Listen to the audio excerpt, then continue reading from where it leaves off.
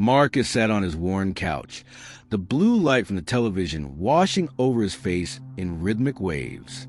Another shooting, another riot, another politician screaming about enemies within. The news anchor's voice had lost all emotion weeks ago, replaced by a mechanical recitation of horrors that seemed to multiply with each passing day. Riley, his German shepherd mix, rested her head on his knee, brown eyes looking up with concern. Ghost, his gray tabby, sat on the arm of the couch, tail twitching with agitation. "I can't do this anymore," Marcus whispered to them both. He'd been saying that for weeks now, but tonight something shifted. Tonight, the weight of all that violence and hatred pressed down on his chest like a physical thing, making it hard to breathe. He reached for the remote and turned off the TV, plunging the living room into blessed silence. In that quiet moment, he made his decision.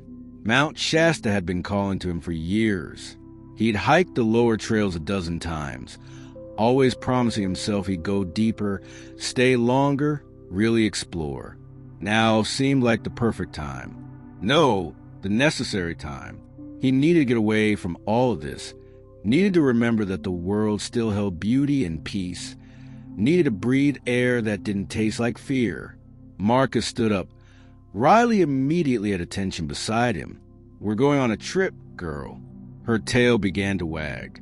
Ghost stretched on the couch arm, watching with typical feline skepticism. The packing took less time than he expected. He kept his gear organized after his last hike, and within 2 hours his truck bed held everything he needed. His oversized 2-person hammock with a built-in bug net, his sleeping bag rated for cold mountain nights, his camping stove, food for himself and both animals, water filtration, first aid kit, and all the other essentials that came from years of hiking experience. Riley jumped into the passenger seat without being asked, and Ghost, after her usual moment of protest, settled into her carrier in the back. The drive from his Sacramento apartment to Mount Shasta took just under 4 hours. Marcus left before dawn, watching the sun rise in his rearview mirror as he headed north.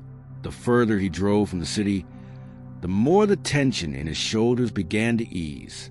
Riley stuck her head out the window, ears flapping in the wind, and even Ghost stopped complaining from her carrier. By the time Marcus reached the mountain, the morning had turned bright and clear. He chose a trailhead he'd used before, one that led to higher elevations but wasn't so popular that he'd encounter many other hikers. He wanted solitude. He craved it, with his pack secured and Riley on her lead, though she rarely needed it. Marcus started up the trail. Ghost emerged from her carrier and immediately jumped onto the top of his backpack, a perch she claimed on every hike they'd taken together. It looked absurd, a cat riding on a hiking pack, but Ghost had proven herself trail-worthy years ago. She knew to stay close, knew to be quiet, and somehow always knew when to jump down and when it was safe to ride. The first few hours of hiking felt like washing dirt from his soul. The sound of his boots on the trail, the whisper of wind through pine trees, the distant call of birds, all of it worked to push out the memories of screaming pundits and violent footage. Riley trotted ahead, occasionally looking back to make sure he was following, her tongue lolling happily. Ghost purred from her perch, her claws gently kneading the top of his pack. "This is what I needed," Marcus said aloud, not caring that he was talking to animals. "This right here." By early afternoon, he climbed high enough that the air had turned crisp and thin. He found a perfect spot to make camp, a small clearing near a stream, with trees positioned perfectly for his hammock. The forest floor was carpeted with pine needles, and the view looked out over the valley below. Marcus went through his camp setup with practiced efficiency. He strung his hammock between 2 sturdy pines, tested the tension, then laid out his sleeping bag inside it. The bug net zipped closed, creating a cozy cocoon. He gathered wood for a fire pit, careful to clear the ground properly and ring it with stones. Riley explored the perimeter of the camp, nose to the ground, while Ghost found a sunny spot on a flat rock and began grooming herself. As the sun started its descent, Marcus got his fire going. There was something meditative about building a fire, about coaxing flame from tinder and feeding it until it crackled with life. He prepared a simple dinner, dehydrated camping food that tasted better outdoors than it had any right to, and shared bits of jerky with Riley while Ghost ate from her bowl of dry food. The three of them sat by the fire as darkness fell. This far from civilization, away from light pollution, the stars emerged in stunning clarity. The Milky Way stretched across the sky like a river of light. Marcus leaned back against a log. Riley's warm bulk pressed against his left side. Ghost curled in his lap. The fire popped and crackled, sending occasional sparks spiraling upward. "This is the world," Marcus murmured, scratching behind Riley's ears. "This right here. Not whatever's happening down there in the cities." When his eyelids started to grow heavy, Marcus carefully moved Ghost and stood up. He made sure the fire was safely contained, then climbed into his hammock. Riley jumped up first. They'd done this enough times that she knew the routine, and settled along his left side. Ghost followed, curling up near his feet. Marcus zipped the bug net closed and wriggled into his sleeping bag, making room for both animals. The hammock swayed gently, like being rocked in a cradle. Through the bug net, he could see the fire's glow, and beyond it, the stars. The sound of the crackling fire mixed with a whisper of wind through pine branches. Riley's steady breathing, Ghost's subtle purr, the occasional hoot of an owl. Marcus fell asleep faster than he had in months. His last conscious thought a simple one: peace. The sound woke him suddenly. Marcus's eyes snapped open, his heart already racing before his mind had fully processed what had pulled him from sleep. He fumbled for his phone. 2:17 a.m. Riley was awake too, her head raised, ears forward and alert. Ghost sat up near his feet, tail puffed slightly. There was again a sound unlike anything Marcus had heard before. Not quite a hum, not quite a whistle, but something between the two. It seemed to vibrate through the air itself, making his teeth ache slightly. Riley let out a low whine. "It's okay, girl," Marcus whispered, but his hand found the fur on her neck and held tight. Then he saw the lights. At first, he thought they were aircraft, helicopters maybe, or drones. But as he watched through the bug net, his rational explanations crumbled. The lights moved in ways that defied physics. They danced and darted across the sky with impossible speed, then stopped completely, hovering without sound or visible means of support. Marcus carefully unzipped the bug net, telling Riley to stay. He climbed out of the hammock and stood in the clearing, staring upward. The fire had burned down to coals, but enough light remained to see by, along with the strange illumination from above. There were dozens of them, orbs of light in colors he had trouble naming, blues that seemed too blue, greens that hurt to look at, purples that shifted and changed as they moved. They performed an aerial ballet, weaving patterns in the sky that felt almost purposeful, almost like a language he couldn't quite read. And then, as Marcus watched with his mouth hanging open, they began to descend toward the mountain. One by one, they dropped lower, moving with deliberate intent toward the rocky face of Mount Shasta itself. When they reached the mountainside, they didn't crash or stop or bounce away. They disappeared, simply vanished into the solid rock as if it were water, and they were diving beneath the surface.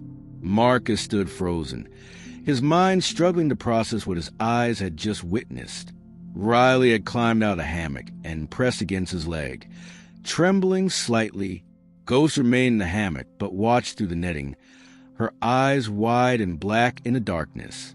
For 3 hours, the lights continued their display. Wave after wave of them appeared in the sky, performed their inexplicable dance, then vanished into the mountain. Marcus watched until his neck ached and his legs grew stiff from standing. He tried to find patterns, tried to make sense of what he was seeing, but every explanation his mind offered seemed more absurd than simply accepting the impossible. And then, As suddenly as they had begun, the lights stopped coming. The last orb disappeared into mountainside, and the sky returned to normal. Just stars and darkness and the ordinary night. The strange sound faded, leaving only the familiar whisper of wind through trees. Marcus stood in the clearing for another hour, waiting to see if they would return. But the night remained quiet and normal.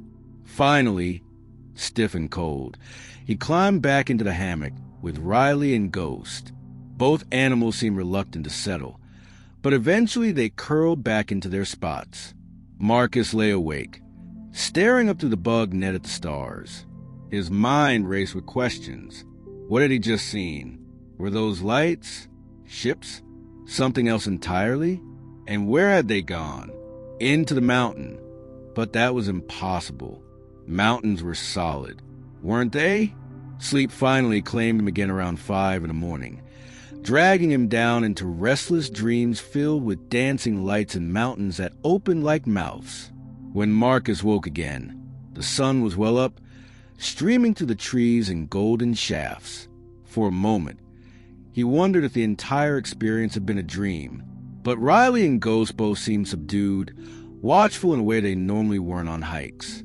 And Marcus felt the bone-deep certainty that comes with experiencing something real, no matter how impossible.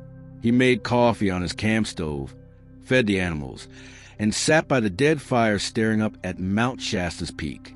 Somewhere up there, those lights had vanished into solid rock.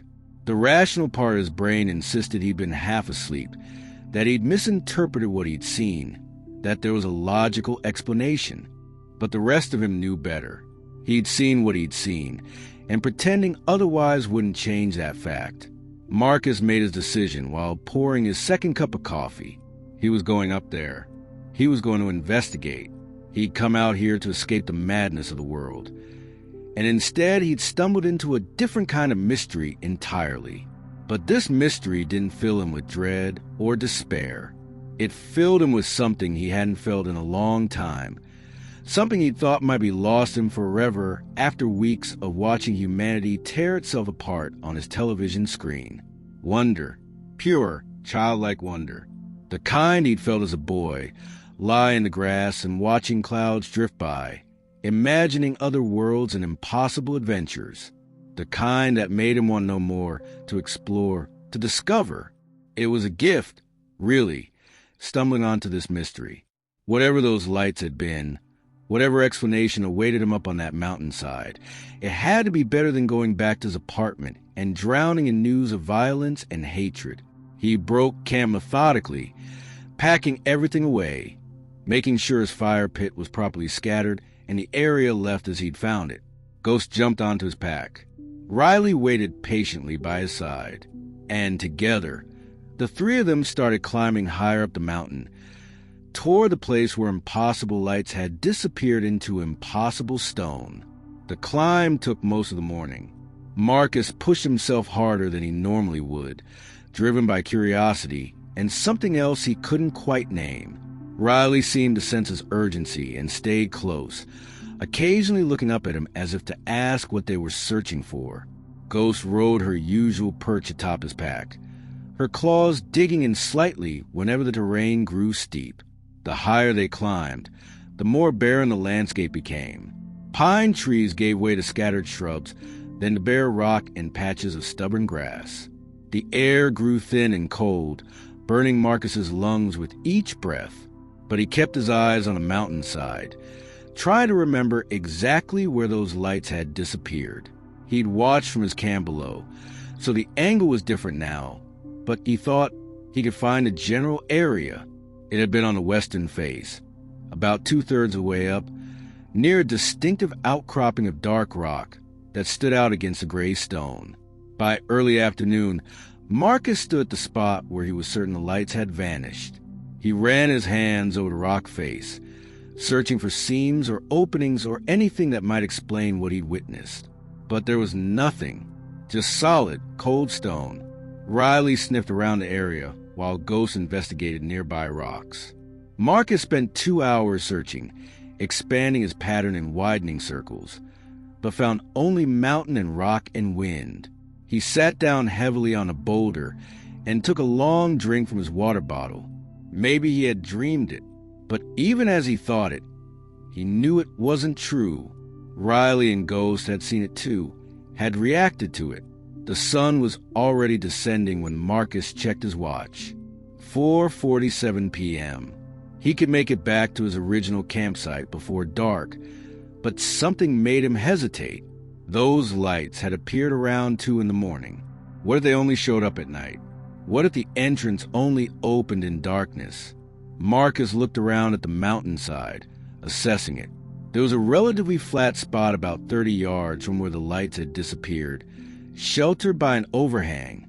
No trees for his hammock, but he could set up his sleeping bag on the ground. The decision made, Marcus began setting up camp. He cleared rocks from the flat area and gathered what little would he find, mostly dried shrubs and dead brush.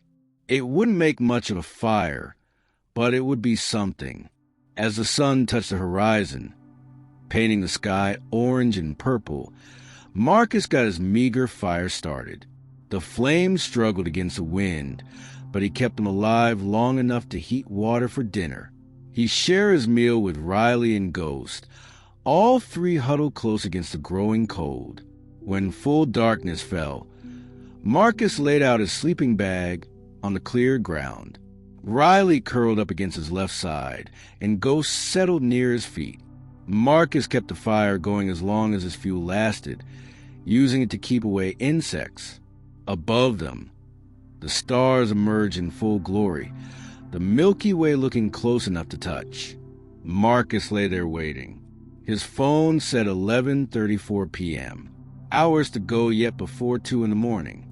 He must have dozed off despite his intentions, because the sound jolted him awake with his heart pounding. Marcus's eyes snapped open, and he immediately recognized that same impossible sound from the night before, the not quite hum, not quite whistle that seemed to vibrate in his bones. Riley was already awake, sitting up, her body tense. Ghost stood near his feet, back slightly arched, tail fluffed. Marcus scrambled out of his sleeping bag and stood up, his breath coming in white puffs in the cold mountain air. His phone said 2:11 a.m., almost exactly the same time as last night. And then he saw them. The lights appeared in the sky, dozens of them, performing their impossible dance. But this time Marcus wasn't watching from a distance. This time he was right here, right where they were heading. He stood transfixed as the orbs descended, moving closer and closer. They were beautiful and terrifying in equal measure, colors that shouldn't exist swirling and pulsing within each sphere of light. They made no sound except for that strange vibration in the air, and they moved with a purpose that was undeniable. The first orb dropped low, heading straight for the rock face 20 yards from where Marcus stood. He held his breath as it approached the solid stone. And then, impossibly, the rock changed. It didn't crumble or break. It simply wasn't there anymore where the light touched it. An opening appeared, darkness visible beyond, and the orb disappeared inside. Another followed, then another, each one causing the opening to grow larger. Within minutes, the entire rock face had transformed. Where there had been solid mountain, there was now a cave entrance massive enough that a blimp could fly through with room to spare. The lights continued to pour through, dozens of them, vanishing into darkness beyond. Marcus stood frozen, his scientific mind trying to process what his eyes were seeing and failing completely. This defied every law of physics he'd ever learned. Matter didn't just disappear and reappear. Solid rock didn't transform into open space because some lights touched it. Riley pressed against his leg, whining softly. Ghost had retreated to stand on top of his backpack, her eyes huge and black in the strange illumination from the orbs. Marcus's heart hammered in his chest, adrenaline flooding his system. Every instinct screamed at him to run, to get away from this impossible thing. But beneath the fear, That sense of wonder still burned. This was real. This was actually happening. And he was standing right here, watching it unfold. The lights continued for another hour, wave after wave of them disappearing into the mountain. And throughout it all, the cave entrance remained open, that massive doorway into darkness. Marcus could see faint illumination deep within, a soft glow that suggested the passage went far back into the mountain. When the last light finally disappeared inside, Marcus waited, expecting the cave to seal itself again. But minutes passed, and the entrance remained.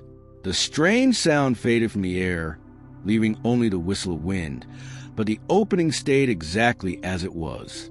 Marcus stood there for a long moment, his mind racing. This was insane. This was beyond insane. He should pack up his gear, hike back down the mountain and drive home, and forget any of this had ever happened. That would be the sane, rational thing to do.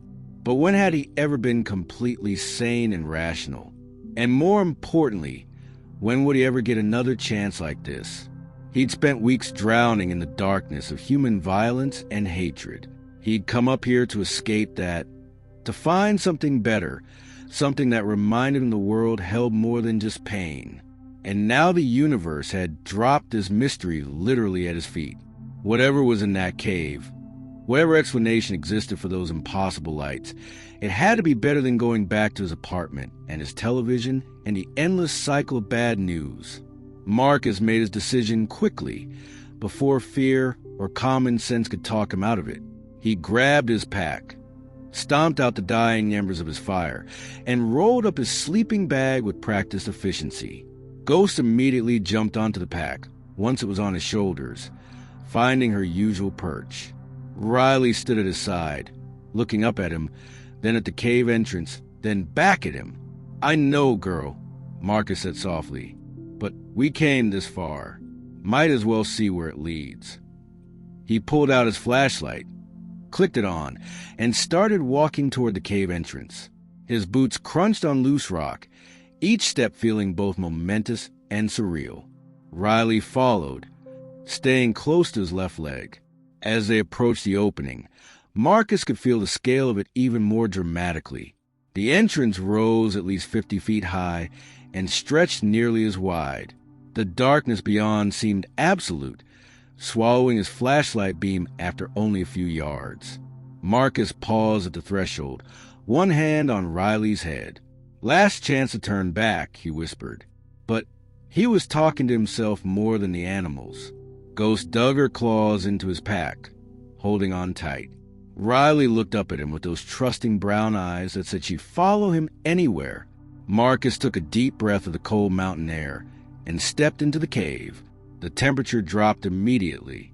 His flashlight beam cut through the darkness, revealing smooth walls that didn't look quite natural.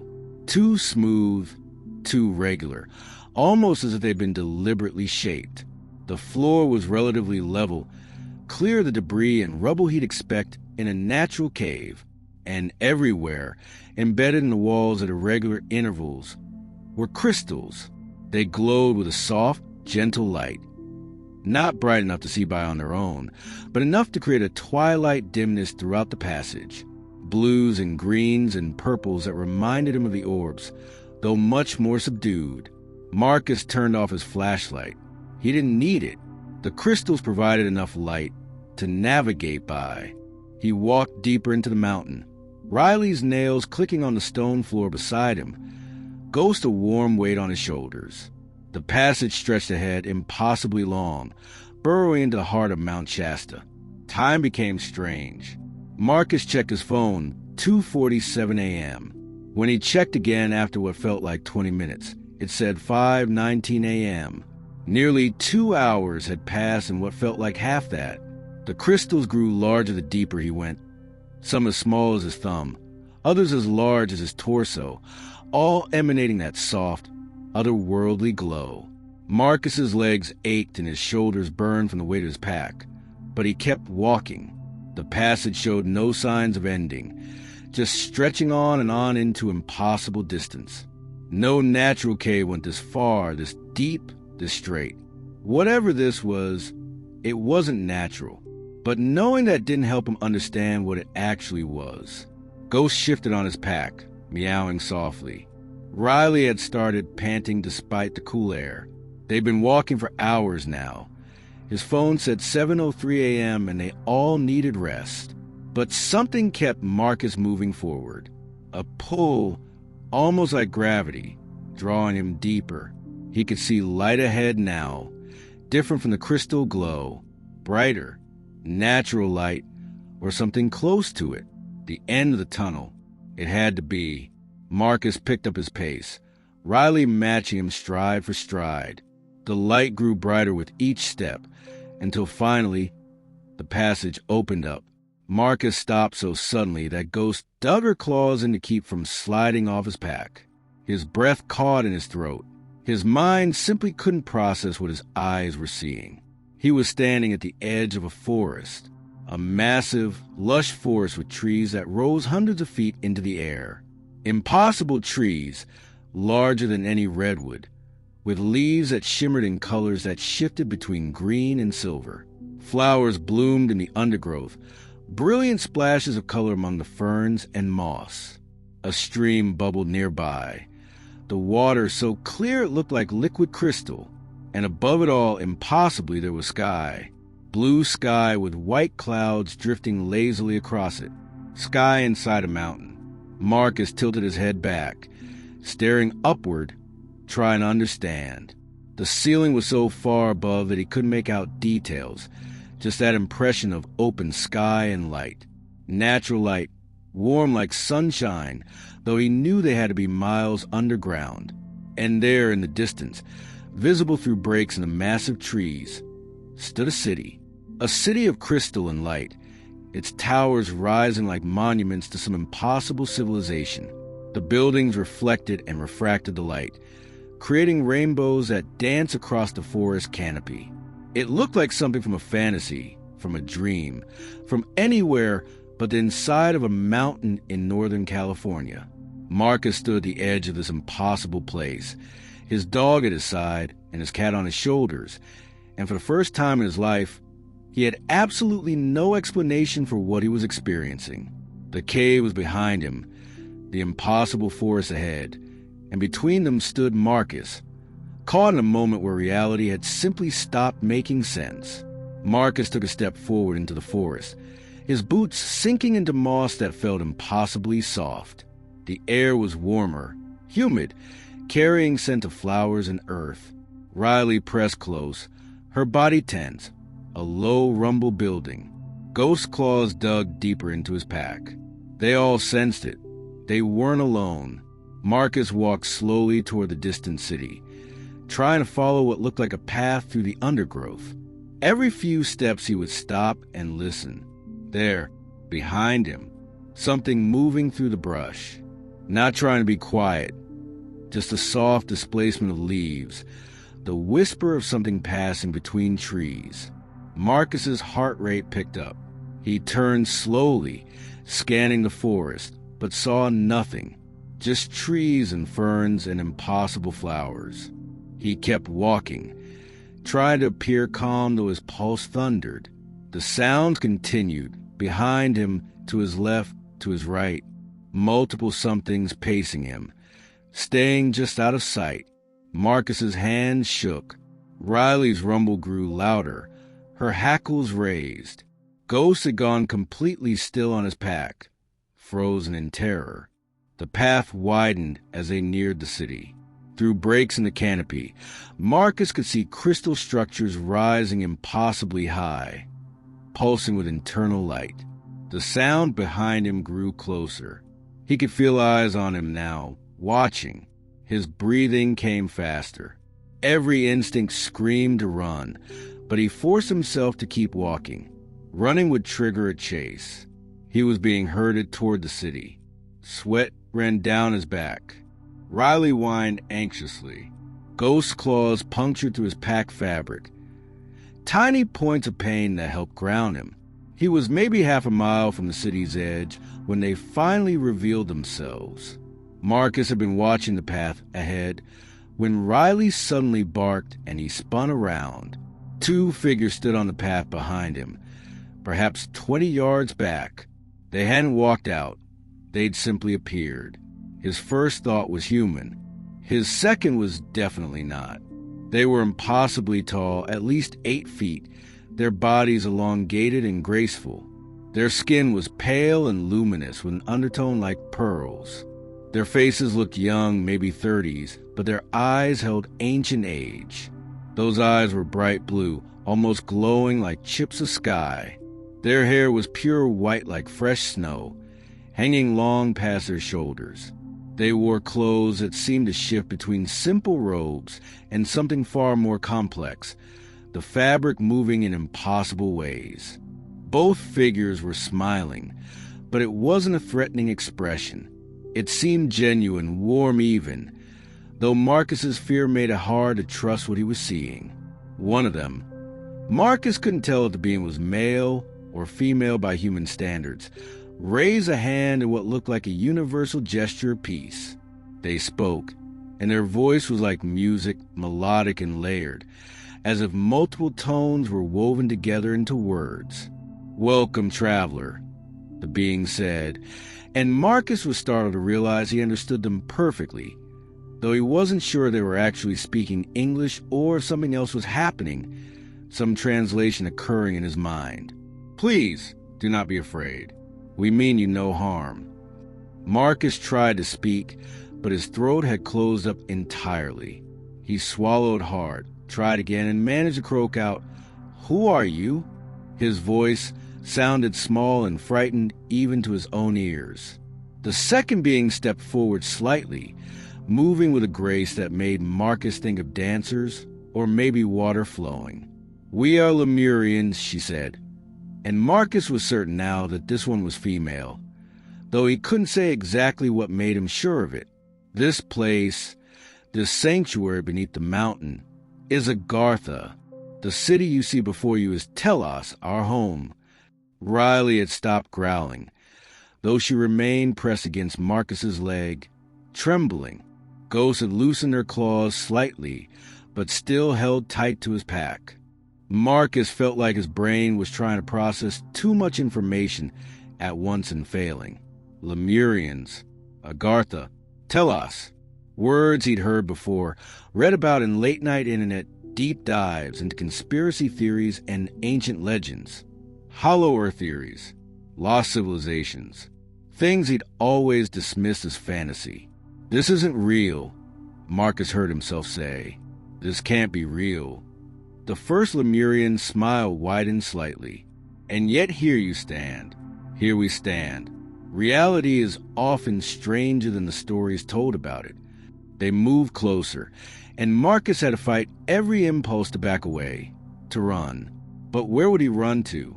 Back into the forest, where who knew how many more of them waited? Into the city ahead? Back to the cave. Hoping it would still be open? He was trapped, and the realization of it made his fear crystallize into something sharp and painful in his chest. The female Lemurian gestured toward the city. "Please, let us show you Telos. You have come so far, traveled through the ancient passages. Surely you wish to see what you have found." Marcus shook his head, but even as he did, he felt his feet beginning to move, following him as they turned and walked toward the crystal city. He wasn't sure if he was choosing to follow or if his body was simply doing it without consulting his mind. Riley walked beside him, her eyes fixed on the Lemurians ahead. Ghost remained frozen on his pack, a warm weight against his shoulders. As they walked, the Lemurians explained their history. They had lived on the surface thousands of years ago, before recorded human history. A great war had nearly destroyed the planet. "We came here to escape," the female said, "to preserve what we could, to survive the end of all things. We built Telos deep within the earth, and we have lived here ever since, watching the surface world from afar." The male gestured to the forest. "This is technology so advanced your science has no framework to understand it. The sky above is a replication. The light comes from crystals that channel energy from the earth itself." They reached the edge of the city, and Marcus stopped, staring upward at structures that defied belief. The buildings rose in spirals and curves, everything flowing and organic despite being made of crystal and glass and materials Marcus had no names for. Light moved through the structures like blood through veins, pulsing gently. Other Lemurians moved through the city, all tall and graceful with luminous skin and bright eyes. Some turned to look at Marcus, their expressions curious but not hostile. The two Lemurians led him deeper into Telos, pointing out buildings for learning, healing, and food production. The crystal structures served multiple functions: energy collection, information storage, communication. It was overwhelming and impossible and real. Marcus walked through it all in a daze, his fear temporarily pushed aside by sheer wonder at what he was seeing. Riley had relaxed somewhat, her tail even wagging slightly as they walked. Ghost had finally released her death grip on his pack and was looking around with typical feline curiosity. They brought him to what looked like a central plaza, a vast open space at the heart of the city where crystal fountains sent water cascading in impossible spirals that seemed to defy gravity. The Lemurian stopped there, turning to face Marcus fully. The male spoke gently, almost apologetically. "You have seen much today. You have questions, certainly. Please, ask what you will. We will answer what we can." Marcus's mind was full of questions, tumbling over each other, too many to voice all at once. But one rose to the surface, pushing past all the others. "Can I come back?" he asked. "I have family on the surface, people I need to see, but I'd like to come back here, to visit, to learn more about this place. Can I do that?" The moment the words left his mouth, Marcus saw something shift in the Lemurian's expressions. The warmth remained, but something else entered too. Sadness, perhaps regret. The female stepped closer, her bright blue eyes fixed on his. "We are so sorry," she said, and Marcus felt his stomach drop even before she continued. "But now that you have found Agartha, now that you know the way to Telos, you cannot leave. You cannot return to the surface." The words hit Marcus like a physical blow. He took a step backward, shaking his head. "What?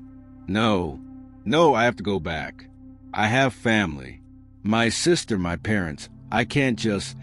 The male Lemurian raised a hand, his expression pained. "We wish it could be otherwise, but we cannot risk our exposure. For thousands of years we have remained hidden, unknown to the surface world. If you were to leave, to tell others what you have found, our sanctuary would be violated. We would be discovered. We cannot allow that. I won't tell anyone." Marcus's voice rose, panic flooding back in with vengeance. "I swear, I won't say a word to anyone. You have my word.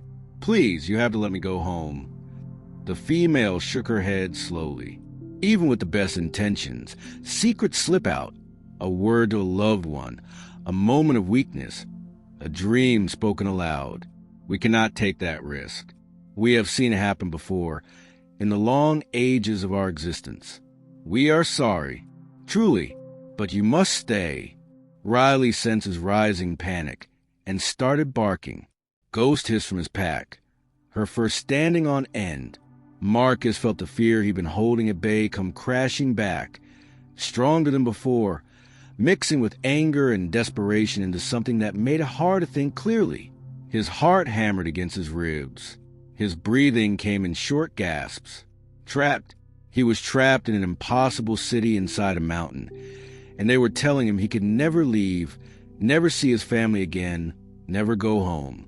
"No," Marcus said, and it came out as almost a snarl. "No, I'm leaving. Right now." He turned and started walking, then broke into a run. Riley immediately ran at his heels, Ghost bouncing on his pack, but holding on. He ran to the crystal streets, past startled Lemurians, past buildings that blurred into streaks of color. Behind him, he could hear them calling his name, though he'd never told them his name. He didn't stop. He ran until the city gave way to forest, then plunged into the undergrowth. branches whipping at his face. Marcus ran blindly, desperate to find the cave entrance, to escape. Riley kept pace, occasionally barking. Ghost clung to his pack, claws dug in deep. He ran until his lungs burned and his legs screamed, fear and adrenaline pushing him past normal limits. He kept looking back, expecting pursuit, but saw no one, just forest and shadow and impossible sky. Finally, when he felt his heart might burst, Marcus slowed to a stop, gasping for breath. Riley panted beside him. Ghost meowed pitifully. Marcus looked around. He had no idea where he was. The forest looked the same in every direction. He couldn't see the city anymore, but he also couldn't see the cave. He'd been running for at least 30 minutes. He should have reached the edge by now, but there was nothing, just endless forest. He picked a direction and started walking, but hours passed of the forest never changing, never offering landmarks. His phone showed only static. The sun moved across the sky. Night was coming. He found a clear spot beneath a massive tree and made rough camp. No fire. He didn't want attention. He laid out his sleeping bag and rationed food for himself and the animals. Riley curled close, Ghost in his lap, both seeking comfort he couldn't give. He was lost, completely lost, and somewhere out there, he could hear them. The Lemurians weren't chasing him. They were just there, following, watching, waiting. He could hear their movements in the darkness. They weren't hiding anymore. They wanted him to know they were there, tracking him, keeping him contained. Marcus pulled Riley and Ghost close and tried not to think about tomorrow, about never finding his way home, about his sister and parents who would never know what happened to him. Somewhere in the darkness, a Lemurian moved through the trees. Marcus squeezed his eyes shut, holding his animals tight. Deep down, he was starting to understand the truth. He was trapped, and they had no intention of letting him go. Morning came with that same impossible sunlight filtering through the canopy, and Marcus woke with his whole body aching from sleeping on the hard ground. Riley was already awake, sitting alert beside him, her ears swiveling to track sounds Marcus couldn't hear. Ghost stretched on his chest, then jumped down to groom herself, seemingly unconcerned about their situation in the way only cats could be. Marcus sat up slowly, every muscle protesting, and took stock of his situation. He had maybe 3 days of food left if he rationed carefully. Water wasn't a problem. There were streams throughout the forest, but food would become critical soon. More importantly, he still had no idea where the cave entrance was or how to find it.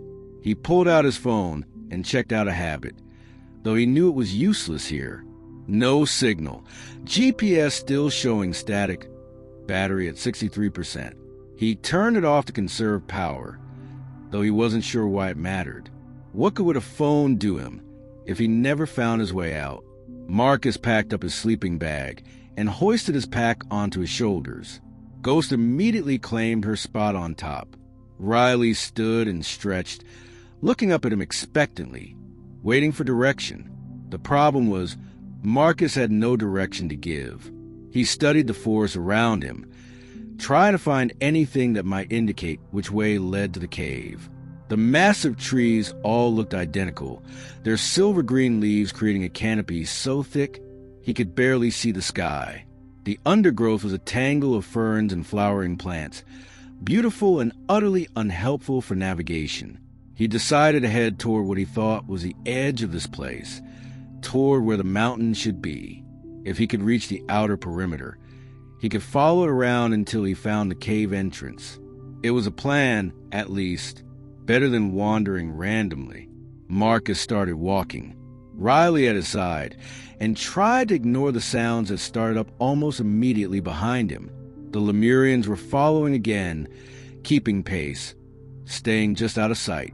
He could hear them moving through the forest, their footsteps so light they barely disturbed the undergrowth, but present enough that he knew they were there, tracking him, watching him, making sure he didn't escape. The fear from yesterday settled back into his chest like a cold stone. His hands trembled slightly as he pushed aside ferns and ducked under low-hanging branches. Every shadow seemed to hide one of those tall, luminous figures. Every rustle of leaves made him flinch. He was being hunted, and the worst part was that his hunters weren't even trying to hide it. They wanted him to know they were there, wanted him to understand that he was trapped, that every attempt to escape was futile. Hours passed. Marcus walked until his legs burned and his feet ached in his boots. The forest never changed, never thinned, never showed any sign of an edge or boundary. He should have reached something by now. A wall, the cave, the limits of this impossible place. But there was nothing. Just more trees, more undergrowth, more of that strange luminous sky overhead. He stopped by a stream to rest and refill his water bottles. And that's when he saw one of them. A Lemurian stood about 50 yards away, partially hidden behind one of the massive trees, watching him. The being made no attempt to hide once Marcus spotted them, just stood there with that same peaceful expression, those bright blue eyes fixed on him. Marcus's heart hammered in his chest. "What do you want?" he shouted across the distance, his voice cracking. The Lemurian didn't respond, just continued watching.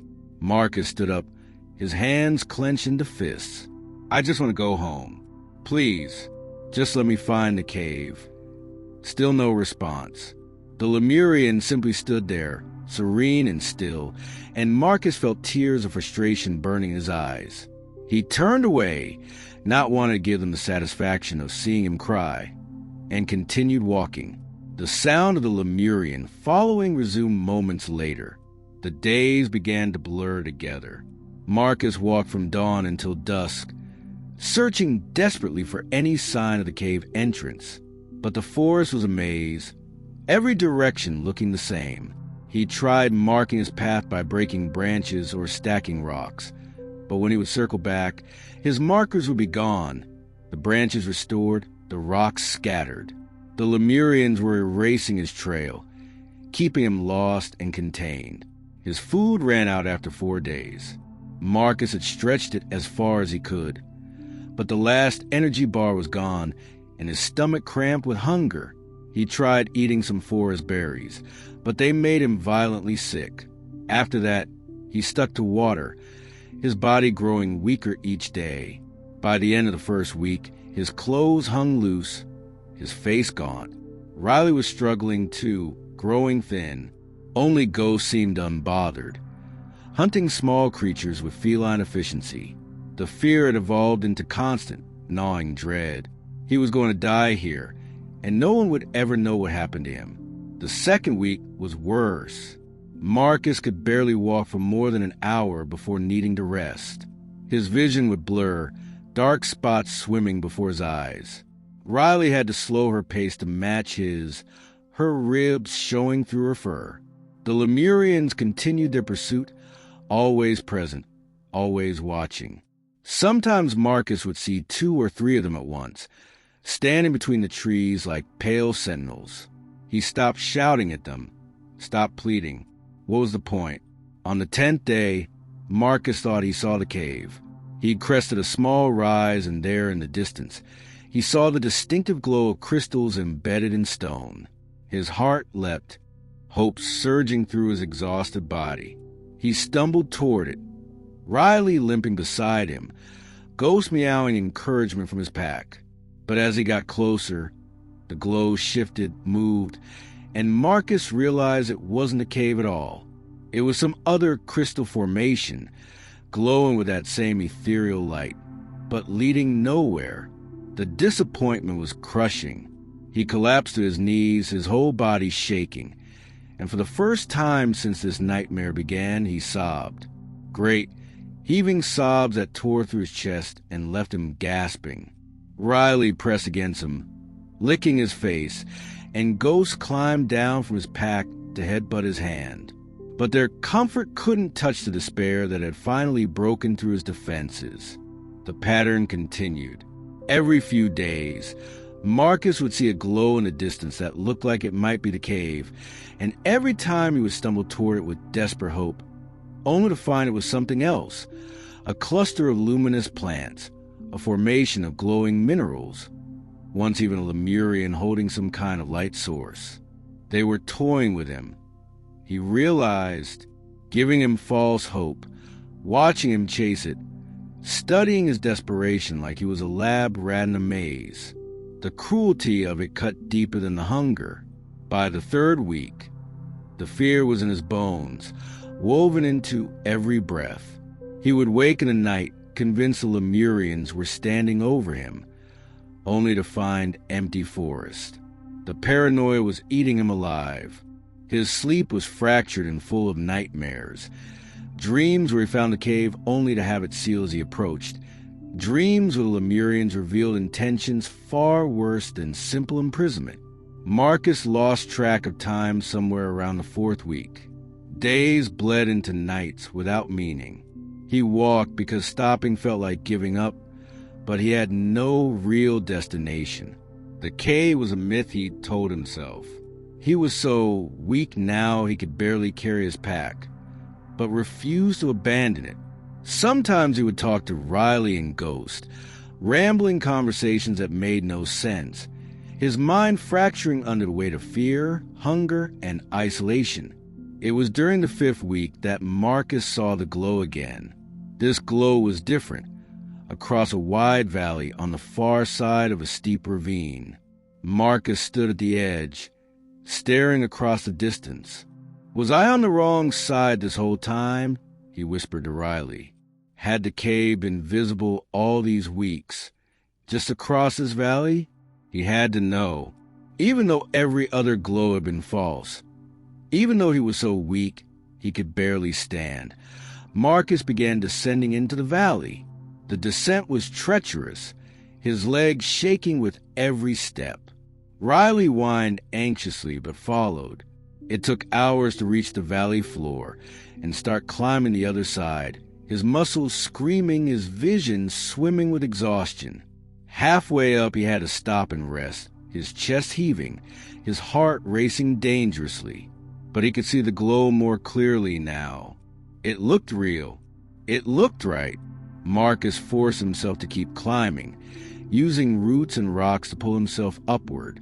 When he finally reached the top, he could see it clearly, the glow crystals in a cave entrance. Marcus stumbled toward it, his legs barely holding him. 50 yards, 40, 30. The glow was so bright, so beautiful. 20 yards, 10.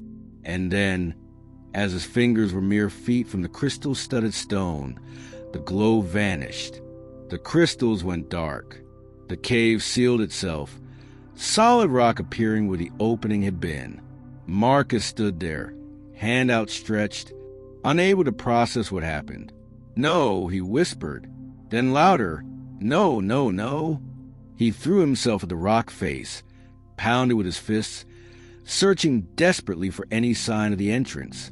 But there was nothing, just cold, solid stone. Marcus sank to his knees, his hands bleeding. Riley pressed against his side, whimpering. Ghost rubbed against his leg. But Marcus was beyond comfort now. He'd been so close, and they'd taken it from him, sealed it right before his eyes just to show they could. The months that followed blurred into a nightmare of repetition. Marcus would see a glow, make the journey toward it, and arrive just in time to watch it vanish.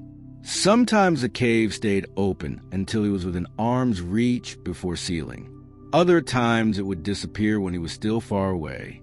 He grew thinner, weaker, his body consuming itself. His clothes were ragged, torn and stained. Riley was skin and bones, her coat dull and patchy. Only Ghost maintained some health through hunting. The Lemurians remained constant in their surveillance, always present but never interfering beyond sealing the caves. Marcus would catch glimpses of them between trees, watching with those bright blue eyes, their faces serene as they orchestrated his slow death. He hated them with frightening intensity, but hatred required energy he didn't have. On what Marcus thought might be the fourth month, he spotted another glow. He was so weak he could barely walk without stopping to rest every few minutes. Riley had to help support him, pressing against his leg. Ghost rode on his pack, too worried to leave his side. But the glow was there, and Marcus turned toward it because that's all he had left. He stumbled through the forest, his vision narrowing to a tunnel focus on that distant light. Each step was agony, but he kept moving, driven by pure stubborn refusal to quit. He was maybe halfway to the glow when his legs gave out. Marcus felt himself falling, tried to catch himself, but his arms wouldn't respond. He hit the ground hard, the impact driving the air from his lungs. Riley barked frantically, licking his face. Ghost jumped down and meowed urgently in his ear, but Marcus couldn't move. His body had reached its limit. He lay there staring up through the canopy at the impossible sky and thought, this is it. This is the end. His vision darkened at the edges, narrowing to a pinpoint. His heartbeat slowed. Riley's barking sounded distant, muffled. Ghost's warm body pressed against his face. Marcus wanted to tell them he was sorry for bringing them here, for getting them trapped, but he couldn't make his mouth work. The darkness spread, swallowing everything. The glow faded. The forest dimmed. Riley's barking became a whisper, then silence, and then there was nothing at all. Just darkness. Just the end. Marcus's last thought before the world went black was a strange sense of relief. At least the fear was over. At least he could finally rest. Marcus woke to warmth. Not the humid warmth of the forest, but the dry, comfortable warmth of being indoors. He was lying in something soft. A bed. An actual bed. He tried to open his eyes and managed to crack them open slightly, enough to see shapes moving in dim light. A figure stood near what looked like a stove, cooking. The smell of food hit him, and his stomach clenched painfully. A weight shifted on his left side. Riley lying beside him on the bed, her brown eyes watching him. Her tail thumped weakly when she realized he was awake. At the foot of the bed, Ghost was curled up near his feet. One eye cracked open to monitor him. Both animals looked better, cleaner. Riley's fur had a shine to it. Someone had been caring for them. The figure turned, a Lemurian woman, tall and graceful, white hair pulled back, bright blue eyes fixed on with relief. "You're awake," she said, her voice melodic. "We were beginning to worry. You've been unconscious for 3 days." Marcus tried to speak, but his throat was too dry. He managed only a croak. The Lemurian woman helped him sit up, propping pillows behind his back. "Easy. You nearly died out there. You were so sick when we found you, your body shutting down from starvation. We brought you here, gave you medicine, kept you alive." She held a bowl of steaming broth toward him. "This will help you recover. Please drink it slowly." Marcus took the bowl with shaking hands, his fingers barely able to grip it. The Lemurian woman kept her hands beneath his, steadying the bowl, helping guide it to his lips. The broth was warm and savory, the best thing Marcus had ever tasted in his life. He wanted to gulp it down, to drain the entire bowl in seconds, but the woman held it back slightly, controlling the pace. "Slowly," she reminded him. "Your body isn't ready for too much at once." Marcus sipped the broth obediently, feeling warmth spread through his chest and into his limbs. With each swallow, his mind cleared a little more, the fog lifting gradually. He drank half the bowl before the woman pulled it away gently. "That's enough for now. We'll give you more in a little while. But we need to be careful. Your stomach has been empty for too long." She set the bowl aside and moved to the foot of the bed, where Ghost had woken up fully and was watching her with suspicious green eyes.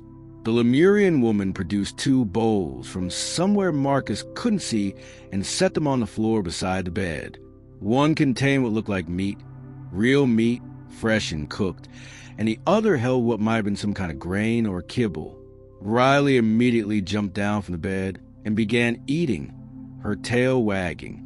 Ghost was more cautious, sniffing at the food first.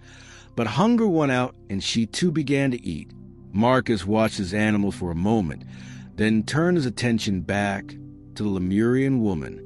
His voice came out as a raspy whisper. "Where am I?" She smiled gently. "You're in a cabin we built for you. It's on the outskirts of Telos, on the edge where the city meets the forest.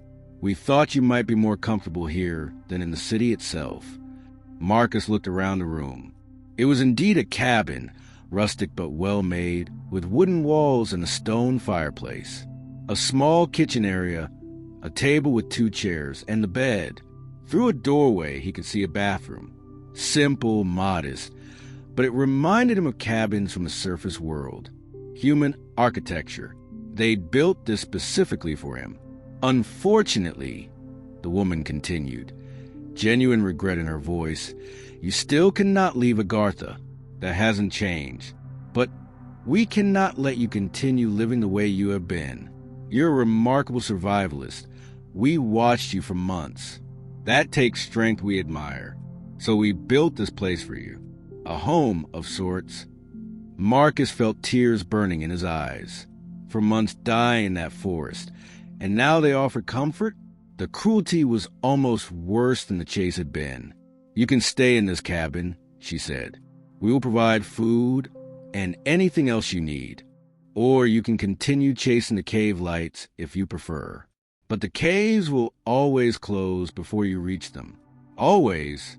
We cannot let you leave. That is the one absolute." The door opened and Marcus flinched, but it was a human woman, probably in her 30s, with brown hair and a ponytail and laugh lines around her eyes.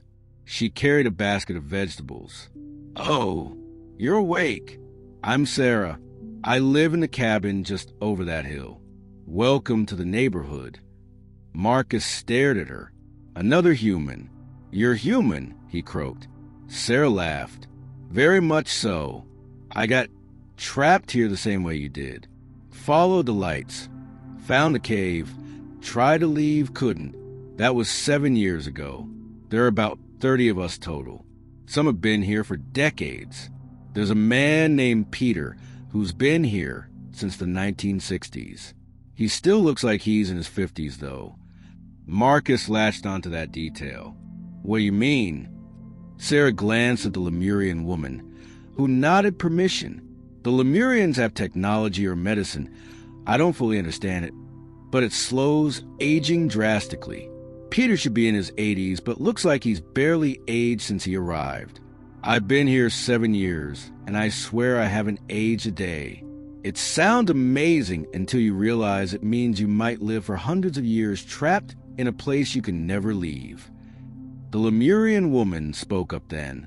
"We do not keep you here out of cruelty. We keep you here out of necessity. But we do not want you to suffer. The same life extension we enjoy, we offer to you. The same health, the same vitality.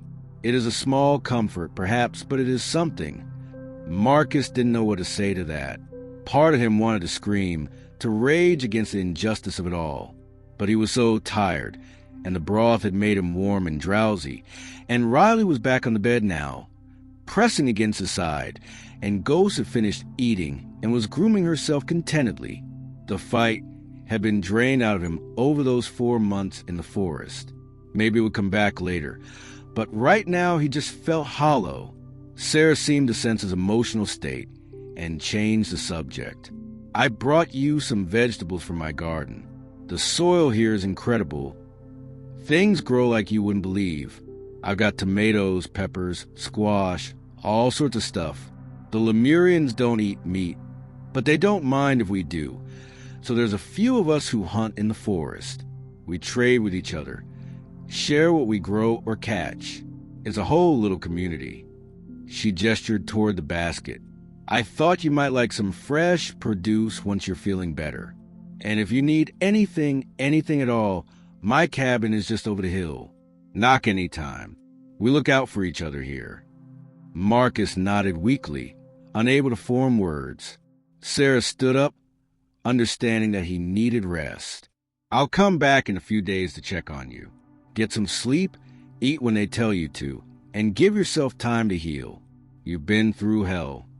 She squeezed his shoulder gently, a human touch that made Marcus's eyes burn with tears again. And then she left, taking the Lemurian woman with her. He heard them talking quietly outside, their voices fading as they walked away. Alone now except for Riley and Ghost, Marcus lay back against the pillows and stared at the ceiling. The cabin was quiet except for the gentle crackling of the fire and Riley's soft breathing. He thought about Sarah's words. A community of trapped humans, living on the outskirts of an impossible city, aging slowly or not at all, making the best of a situation they couldn't escape. It sounded like a strange for paradise and a strange for hell all at once. Marcus closed his eyes and tried to imagine staying here. Tried to imagine years passing, decades even, while he remained young and healthy, but forever cut off from everyone he'd known on the surface. His sister would grow old without him. His parents would die never knowing what happened to their son. Life would go on up there, and he would be down here, existing in stasis, a living ghost haunting an underground realm. But what was the alternative? He'd tried to escape. God knows he'd tried. For months of desperate searching, for months of fear and starvation and false hope, and it had nearly killed him. The Lemurian woman was right. The caves would always close before he reached them. That's what they did. That's what they would always do. He could spend the rest of his life chasing those glowing lights, dying slowly in the forest, or he could accept what was being offered: a home, food, safety, a community of others like him. It wasn't what he wanted. It would never be what he wanted, but it was perhaps enough to survive on. Riley shifted beside him, resting her head on his chest, and Ghost jumped back up on the bed to curl near his feet. Both animals had been through this nightmare with him, had suffered alongside him, and now they were safe and fed and warm. Didn't he owe them something? Didn't he owe them stability after putting them through months of terror? Marcus stroked Riley's head, feeling her tail thump against the bed. He thought about those glowing cave lights out in the forest, calling to him even now. He thought about the desperate hope that had driven him through those 4 months, the hope that he might find a way out, that he might see home again. That hope wasn't dead. He could feel it still, a small ember burning in his chest, but it was buried now under layers of exhaustion and pragmatism, and the simple animal need to survive. Maybe someday he would chase the lights again. Maybe someday the fight would come back, the rage and the desperation. But not today. Today he was going to stay in this cabin, in this bed, with his animals beside him and the warmth of fire against his skin. Today he was going to accept the reality of his new life, even as a part of him mourned the old one. The Lemurian woman returned an hour later with more broth and some kind of bread, soft and warm. Marcus ate slowly, letting his body adjust to having food again. She told him about the community of humans, about how they'd organized themselves, about the gardens and the trading and the way they'd built lives in the shadow of Telos. She told him about the Lemurians' indifference to their presence, how they were tolerated but kept at a distance, allowed to exist on the edges but never truly welcomed into the city itself. When she left again, Marcus found himself thinking not about escape, but about survival, about how he would build a life here, in this impossible place, about the vegetables Sarah had brought and the cabin that had been built for him and the animals sleeping peacefully beside him. It wasn't the life he'd wanted, but it was, perhaps, the life he had now. And somewhere deep inside, beneath the grief and the anger and the longing for home, Marcus felt something he hadn't felt in 4 months. Not hope, exactly, not acceptance either, but something in between. Something that whispered he might be able to live with this, even if he could never truly accept it. Outside, the forest stretched endlessly, and somewhere in its depths, cave lights glowed and faded, calling to anyone foolish or desperate enough to follow. But Marcus was done following for now. He closed his eyes, Riley warm against his side, Ghost purring at his feet, and let himself drift into the first peaceful sleep he'd had since entering this underground world. The weeks that followed Marcus's awakening passed in a strange haze. The Lemurian woman, Ethel, came by twice daily with food and medicine. The medicine came in crystalline fragments that dissolved on his tongue, spreading a tingling sensation through his body. Whatever it contained worked remarkably well. Within the first week, Marcus could stand without assistance. Within 2 weeks, he could walk without feeling like his legs would give out. By the 3rd week, he felt stronger than he had in years. He was healing, whether he wanted to or not. Sarah visited often, bringing vegetables or just coming to talk. She told him about the other humans living on the outskirts of Telos. Peter, a geologist in the 60s, Maria, who grew impossible hybrid flowers, James and Thomas, who raised chickens, and others, all trapped the same way. "We adapt," Sarah told him one afternoon. "That's what humans do. We make communities. We find purpose. It's not the life any of us would have chosen, but it's the life we have." Riley had recovered too, growing stronger and healthier with each passing day. Her coat gleamed now, and she'd put on weight until she looked like the dog Marcus remembered from the surface world. She spent her days exploring the area around the cabin, always stay within sight, always coming back when Marcus called. She was happy here, or as happy as a dog could be with food and exercise and Marcus's attention. Ghost had taken to the new life with typical feline adaptability, claiming the sunniest spots in the cabin during the day and hunting in the forest at dusk. Both animals seemed content. They had food, shelter, and Marcus. What else did they need? On the 4th week, Sarah took Marcus on a tour of the human community. Maybe a dozen cabins scattered across a few square miles at the edge of Telos. Each reflected its inhabitant's personality.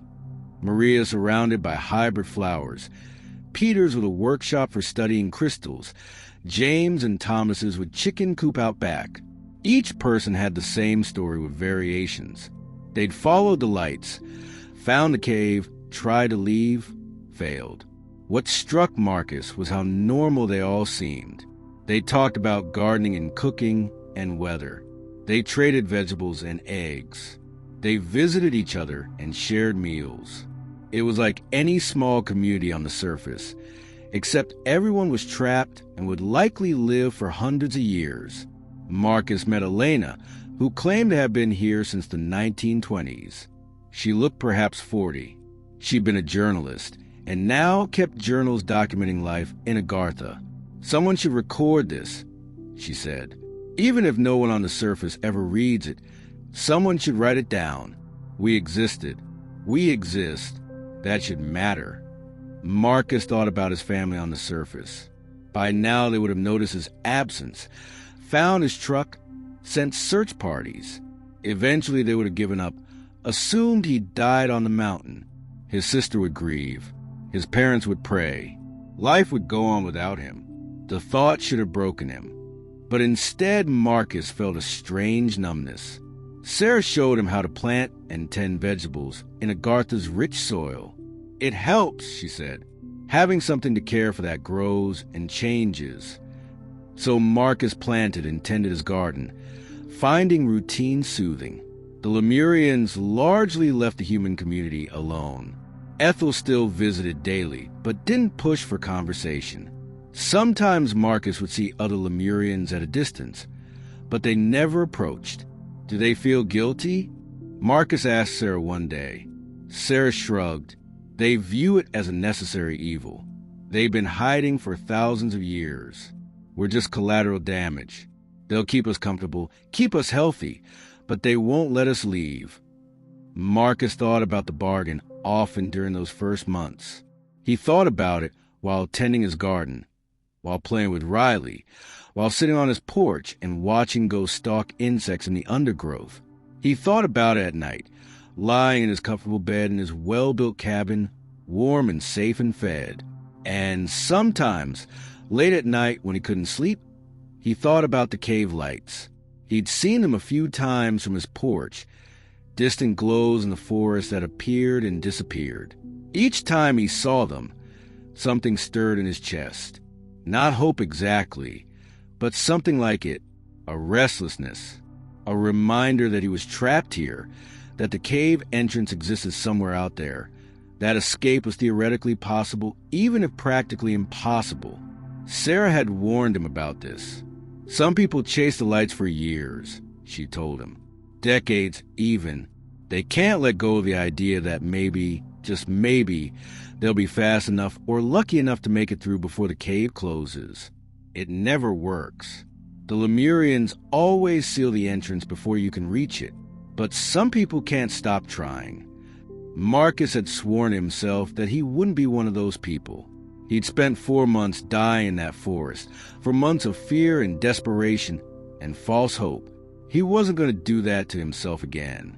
He was going to accept his new life, make the best of it, find some kind of peace in this impossible place. But the lights called him anyway. On a night about 3 months after waking in the cabin, Marcus saw a particularly bright glow in the forest, closer than usual. He stood on his porch, Riley at his side, and watched it pulse and shimmer. His heart rate increased. His hands gripped the porch railing. He could feel the pull of it, that desperate yearning for home, for the surface, for his old life. "Don't," Sarah said from behind him. Marcus hadn't heard her approach. She stood at the edge of his porch, her face sympathetic. "I know what you're thinking. I've thought it 1,000 times myself. But it's not worth it, Marcus. All you'll do is torture yourself." Marcus didn't look at her, keeping his eyes fixed on that distant glow. What if it's real this time? What if they made a mistake, left it open too long? Sarah sighed. They don't make mistakes. That's the whole point. They're in complete control. The lights are automatic or guided, or however they work. The Lemurians know exactly when and where they appear. If you chase that light, you'll get close, maybe even close enough to see inside, and then it'll seal right in front of you, just like all the others. The glow pulsed once more, then faded, disappearing into the darkness. Marcus felt something deflate in his chest. Sarah was right. Of course she was right. He'd learned that lesson the hard way. But knowing it didn't make the longing go away. Months turned into a year. Marcus's cabin now had a full garden producing more vegetables than he could eat alone. So he traded with his neighbors, building relationships through exchanges of tomatoes and squash. He'd built a small shed for storage and a chicken coop after convincing James and Thomas to give him a breeding pair of their birds. Riley had made friends with some of the other humans' dogs, and they would run together through the forest in a pack, always stay within the safe boundaries of the community. Ghost had become something of a local celebrity, the only cat among the humans, and she accepted the attention with regal indifference. Marcus had settled into a routine that felt almost normal. He woke with the artificial sun, tended his garden and chickens, cared for his animals, visited with his neighbors, prepared his meals, and went to sleep in his comfortable bed. He aged slowly, or perhaps not at all. He couldn't tell anymore.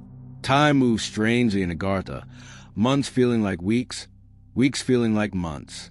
He kept no calendar, marked no days. What would be the point? The seasons didn't change here. Nothing changed here. But despite the routine, despite the comfort, despite the community and the friendships and the simple pleasures of his garden and his animals, Marcus never stopped looking at the lights. Whenever they appeared in the forest, he would watch them from his porch. Sometimes he would take a few steps toward them before stopping himself.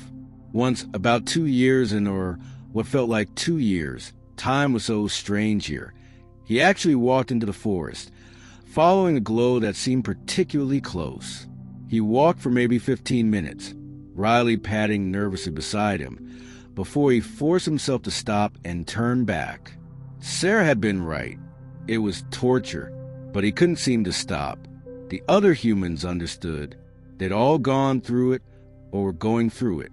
Peter still chased the lights occasionally, even after decades in Agartha. "It's not about actually escaping," he told Marcus once. "It's about remembering that I wanna. It's about not letting this place make me forget that I don't belong here." Marcus thought about that often. About belonging and not belonging. About acceptance and resistance. He'd accepted his new life in Agartha. He had friends here, purpose, comfort. The fear that had consumed him during those 4 months in the forest had faded to a distant memory. He was surviving, even thriving in a strange way, but he would never belong here. No matter how many years passed, no matter how comfortable he became, this would never be home. Home was the surface world, with its violence and chaos and all the reasons he needed to escape in the first place. Home was his family, who thought he was dead. Home was sunlight that came from an actual sun, not from impossible crystals embedded in an artificial sky. So Marcus stayed in his cabin. He tended his garden. He cared for Riley and Ghost. He traded vegetables with Sarah and eggs with James and Thomas. He listened to Elena's stories and Peter's theories about the geological composition of Agartha. He built a life in the shadow of an impossible city, on the outskirts of a community of trapped humans, in a place that shouldn't exist. And sometimes, late at night, he stood on his porch and watched the lights glow in the forest. He watched them pulse and shimmer and called to him with promises of escape that would never be fulfilled. He watched them knowing that if he chased them, they would close before he arrived, just as they always had, just as they always would. He watched them knowing that he was trapped here, likely for centuries, possibly forever. He watched them, and some small part of him, the part that the forest hadn't broken, that the comfort hadn't dulled, that the years couldn't quite kill, still wanted to run toward them, still wanted to try, still wanted to find a way home. But he didn't run. He just watched, feeling the weight of his choice, the burden of his acceptance. And then he went back inside his cabin, climbed into his bed with Riley curled beside him and Ghost at his feet, and tried to sleep in a place that could never be home. The lights would come again tomorrow, or the next day, or the next. They always did. And Marcus would watch them again, feeling that familiar pull, that longing for the surface world, that desperate hope that maybe, just maybe, this time would be different. It never was. But he couldn't quite stop hoping. And perhaps that was its own kind of torture, its own kind of trap, not the prison of Agartha itself, but the prison of a hope that refused to die even though it could never be fulfilled. Marcus closed his eyes and listened to Riley's breathing, felt Ghost's warmth at his feet, and drifted into sleep thinking about lights in the forest and a life he would never get back.